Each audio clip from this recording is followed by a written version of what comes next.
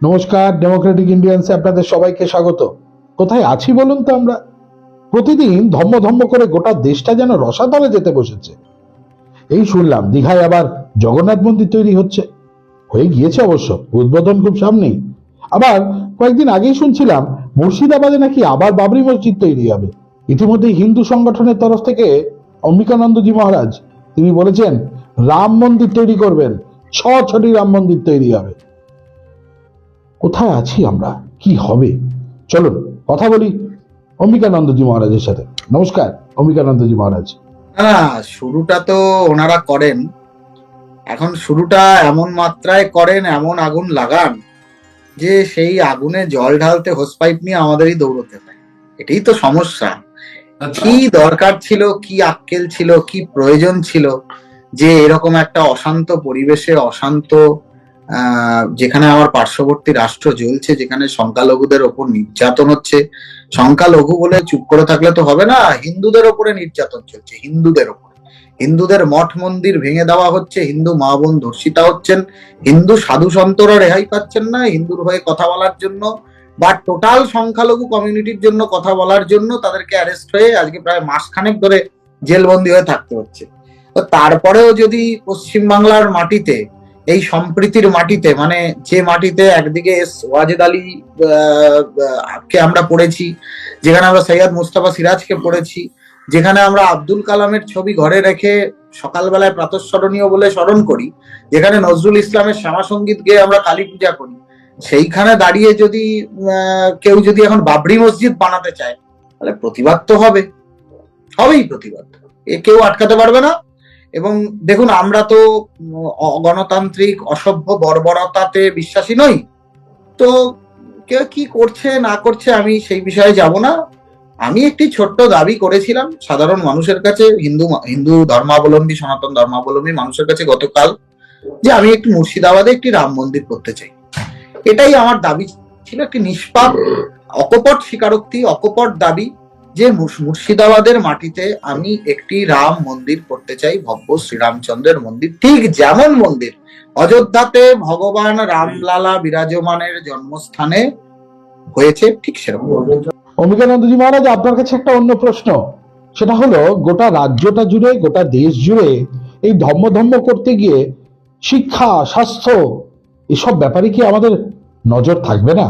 কি বলবেন?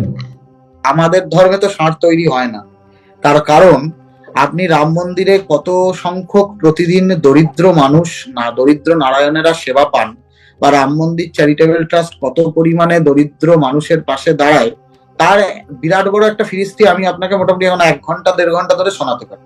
আমি সে বিতর্কে যাচ্ছি না। বা আপনি ধরুন প্রস্তাবিত যে আমি যে রাম মন্দির করার কথা ভেবেছি, আমি তো একটা রাম মন্দির করব ভেবেছিলাম, আপনি তো নিজেও দেখেছেন, আপনি তো আমার সোশ্যাল মিডিয়া হ্যান্ডেল গুলো ফলো করেন আমি জানি।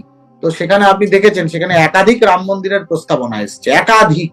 মানে এখন এমন পরিস্থিতি হয়ে গেছে, জমি দিচ্ছেন অনেকে, আমরা আর মন্দির কতটা করে উঠতে পারবো সেটা নিয়ে এখন আমাদের মাথার ঘাম পায়ে পড়ে যাচ্ছে। এই শীতেও কলকাতাতে এবার বেশ ঠান্ডা পড়েছে, কিন্তু এই শৈত্য প্রবাহের মধ্যেও আমি প্রচন্ড গ্রীষ্মের উষ্ণতা অনুভব করছি এবং আমার রীতিমতো ব্লাড প্রেশার বেড়ে গেছে। আমি তো একটা রাম মন্দির রামকৃষ্ণ করবো ভেবেছিলাম, কিন্তু আমি দেখছি এখন সাগরদিঘি থেকে শুরু করে, রেজিনগর থেকে শুরু করে, নওদা থেকে শুরু করে, নবগ্রাম থেকে শুরু করে, বেলডাঙ্গা থেকে শুরু করে, সব জায়গাতেই কেউ না কেউ, মানে মিনিমাম 4-5 কাঠা জমিও দিতে চাইছে রাম মন্দির করার জন্য। আপনার কাছে না আরেকটি প্রশ্ন না করে থাকতে পারছি না অম্বিকানন্দজি মহারাজ, তা হলো আমাদের কোন আদর্শ পথে চালিত করবেন কোন সাধুরা, একটু বলবেন? তারা তো রাজনীতির অঙ্কে রয়েছেন, কি বলবেন তাদের? আগে তো সাধু সমাজ বিভিন্ন রকম ছিল, নৈয়ায়িক সাধু, তার্কিক সাধু, জ্ঞানী সাধু, পণ্ডিত সাধু, বিদগ্ধ সাধু, হ্যাঁ, কেউ ভাবের কাঙাল সাধু, প্রেমিক সাধু, এরকম ছিল। আমাদের রামকৃষ্ণ মঠ মিশনে প্রচুর ভাবের সাধু, প্রেমিক সাধু আমি দেখেছি, অনেক বিদ্বান পণ্ডিত সাধুদেরকেও আমি দেখেছি। আজকে সর্বপ্রিয়ানন্দ থেকে শুরু করে স্বামী সর্বগানন্দের মতো সঙ্গীত শিল্পী সাধুদেরকেও আমি দেখেছি। আমি ভারত সেবাশ্রম সঙ্গে কার্তিক মহারাজের মতো একজন কর্মযোগীও দেখেছি, যিনি রাজনৈতিকভাবে অনেক বেশি সচেতন। আবার দিলীপ মহারাজের মতো, স্বামী বিশ্বাত্মানন্দজির মতো একজন খুব সুন্দর সুচতুর ভাবে টোটাল ভারত সেবাশ্রম সংঘ কিভাবে পরিচালিত করতে হয় সেই মানে নীরবে নিভৃতে পর্দার আড়াল থেকে একদম চাণক্যের মতো পরিচালনা করার মতো একজন জ্ঞানী পণ্ডিত সাধুকেও দেখেছি, আমি মোরাল ভাইকেও দেখেছি। হ্যাঁ, আদ্যাপীঠকে তিনি যেভাবে উন্নতির শিখরে নিয়ে গেছেন আপনি তো তার অনেকটাই সাক্ষী। তো স্বাভাবিকভাবেই সেই পরিস্থিতিতে দাঁড়িয়ে এখন সাধুদের মধ্যে আবার অনেক রকমের ব্যঞ্জনা হয়েছে। কিরকম ব্যঞ্জনা জানেন তো? এখন সাধুরা অনেক রকম। এখন সাধুরা বিবাহিত সাধু, অবিবাহিত সাধু ইত্যাদি অনেক রকম ব্যাপার আছে।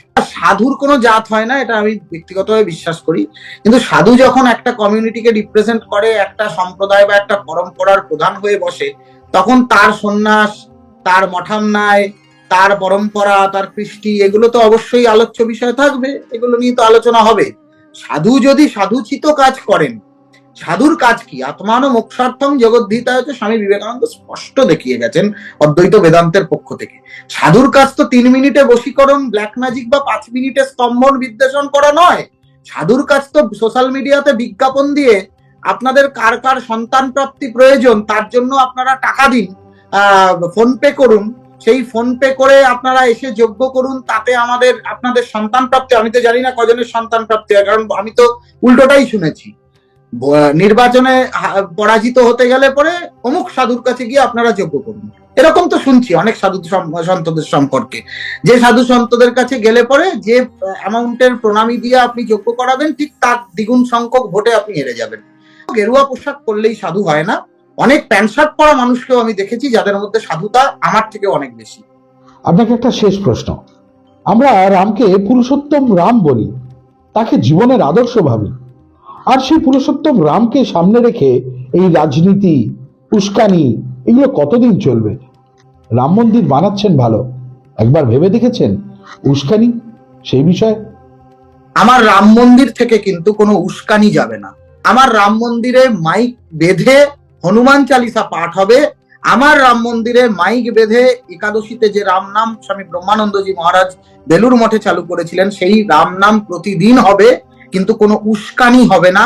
আমার রাম মন্দির, আমাদের রাম মন্দির, আমার নয়, আমার পৈতৃক সম্পত্তি নয়, আমি কিছু নিয়ে আসিনি, আমি রাম মন্দির নিয়ে চিতায় উঠবো না, এ বিষয়ে কোনো সন্দেহ নেই। সাধারণ হিন্দুদের রাম মন্দিরে, সেখান থেকে জাতি, ধর্ম, বর্ণ নির্বিশেষে সবার কাছে ভ্রাতৃত্ব সম্প্রীতির বার্তা যাবে। সকলের হাতে হাত ধরে সমাজের সার্বিক মঙ্গল এবং কল্যাণের কথা বলা হবে। নিরন্ন দরিদ্র মানুষের মুখে অন্ন তুলে দেওয়া হবে। এবং যদি রাম মন্দির করার পর জায়গা বেশি থাকে, সেখানে অবশ্যই অবৈতনিক স্কুল, কলেজ, বিশ্ববিদ্যালয়ের কথা আমরা ভাববো। আমরা অনাথ আশ্রম তৈরি করার কথা ভাববো, জঙ্গি মারার মাদ্রাসা তৈরি করব না।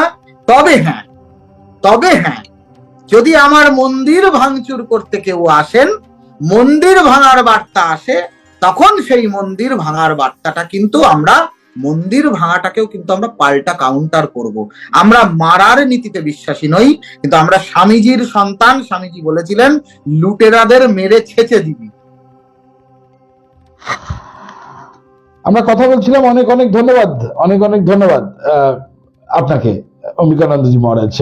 আমরা এতক্ষণ কথা বলছিলাম অম্বিকানন্দজি মহারাজের সাথে, শুনছিলাম তিনি কি বলছেন, তার ভাবনা চিন্তা।